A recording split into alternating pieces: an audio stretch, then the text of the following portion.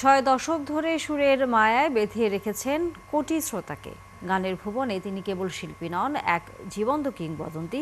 রুনা লায়লা নাচতে শুরু হলেও গানেই জয় করেছেন উপমহাদেশ।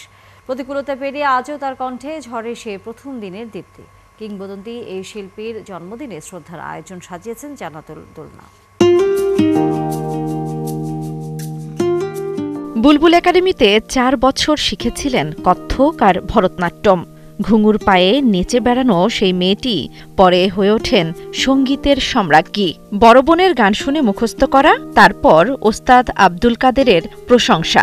সেখান থেকেই শুরু হয় যুগান্তকারী এই গান যাত্রা। মাত্র 12 বছর বয়সে পাকিস্তানের করাচিতে প্রথম গান রেকর্ড করেন রুনা। তবে 1965 সালে মুক্তি পাওয়া উর্দু ছবি জুগনুর গানেই ব্যাপক সাড়া ফেলেন। নূরজাহানের পর তার নামেই মাতোয়ারা ছিল সঙ্গীত জগৎ। শিশুসুলভ কণ্ঠে পরিণত গায়কীর জাদু ছড়িয়ে পড়ে পাকিস্তান থেকে ভারত। বাবার চাকরির সূত্রে ছোটবেলা কেটেছিল পাকিস্তানে।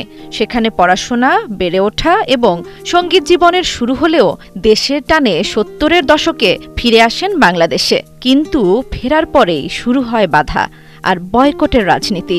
অনেক শিল্পী তার সঙ্গে মঞ্চ ভাগ করতে রাজি হননি তখন, তবুও থামেননি তিনি। বাংলা, হিন্দি, উর্দু সহ রুনা গেয়েছেন 17টির বেশি ভাষায় গান। একদিনে 30টি গান রেকর্ড করে গিনেস রেকর্ড গড়েছেন। বাপ্পি লাহিড়ীর সুরে তার অ্যালবাম সুপার রুনা প্রকাশের প্রথম দিনেই বিক্রি হয়েছিল লাখ লাখ কপি। পেয়েছেন অসংখ্য জাতীয় ও আন্তর্জাতিক পুরস্কার।